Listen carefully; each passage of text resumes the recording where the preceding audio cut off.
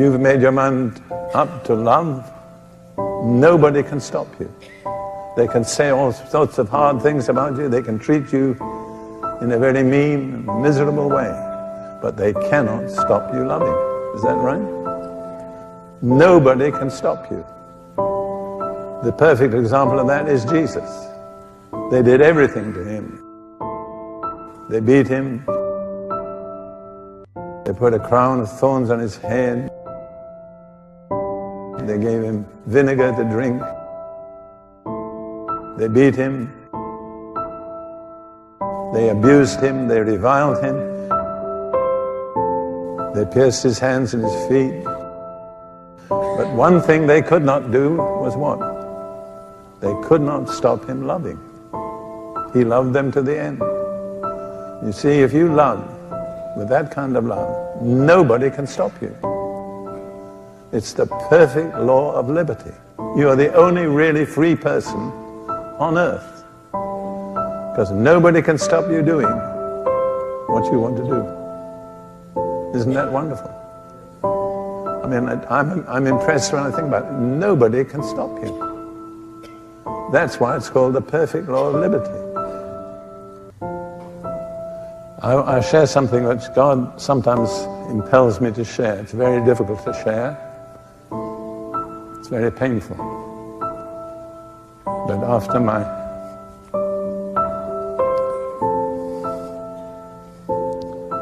after God called my wife Ruth home to himself,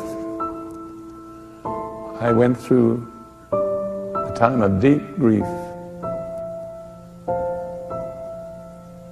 But I learned how much people loved me. It was a revelation.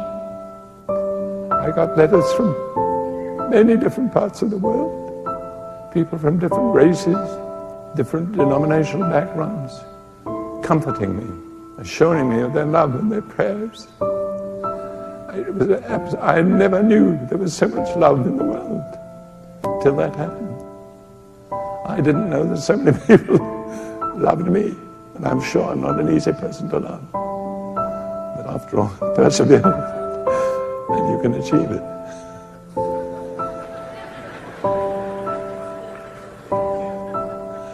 But I got one letter from a lady, I don't even remember her name. And she directed me to Psalm 84, verse 6. It says in verse 5, "Blessed is the man whose strength is in you, whose heart is set on pilgrimage." In other words, he has no permanent residence in this world. He's on a pilgrimage from one world to another. And then it says about these people, and this is the verse the lady quoted to me, "As they pass through the valley of Baca, they make it a spring. The rain also covers it with pools." Now you need to know that Baca is the Hebrew word for weeping. You can't understand that psalm unless you know that. So as they pass through the valley of Baca, they make it a spring. And what this lady said to me was this: you may have to pass through the valley of weeping, but you don't have to stay there. And that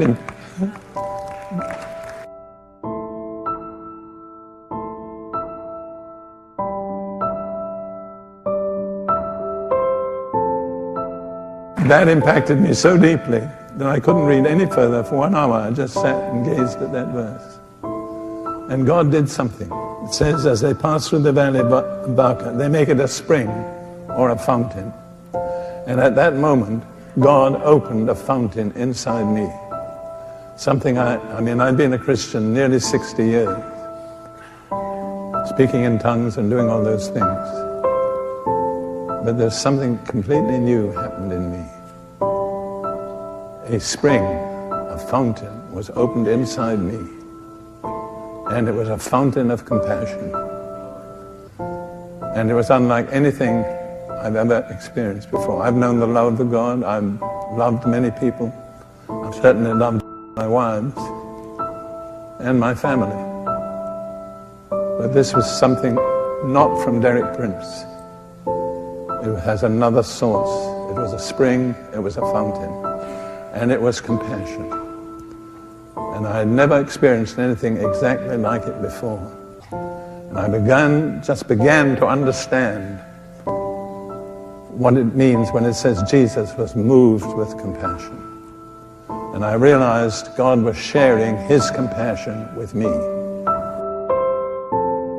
Love is not a choice. It's a commandment.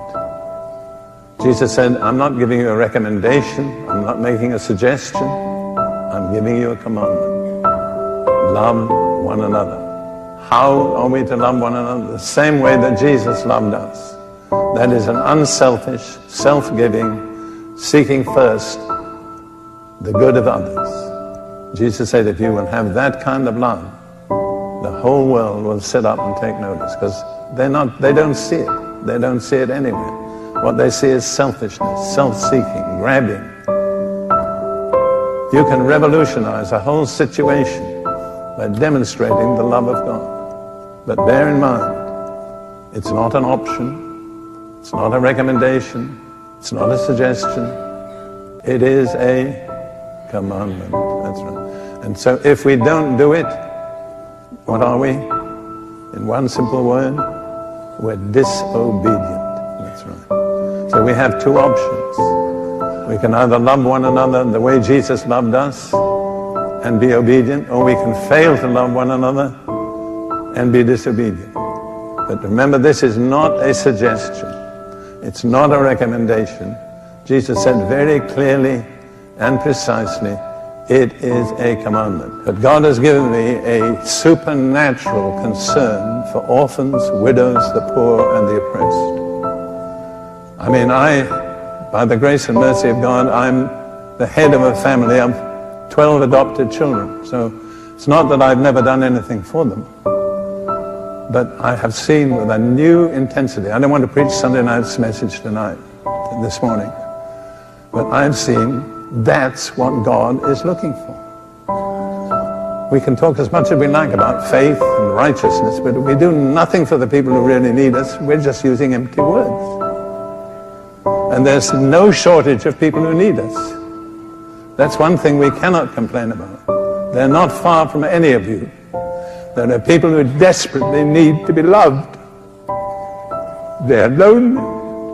They're not cared for. They have no answers. They're desperate.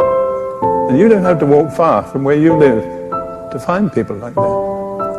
I'll talk to you. If God wills and we live, I'll talk to you on Sunday night about that. But I've come to see that this is the,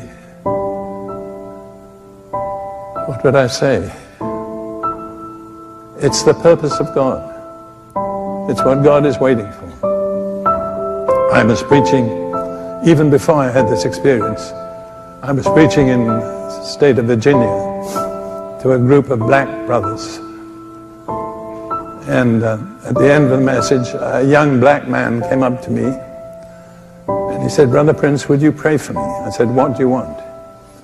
He said, that I may speak to people with the same compassion that you have. I looked at him for a moment. I said, there's a price to pay.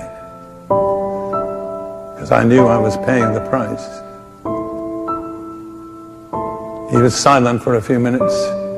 Then he said, I want it anyhow. And I prayed for him. I don't doubt that God's hand is on that young man's life. I want it anyhow, no matter what it costs. Do you feel that way this morning?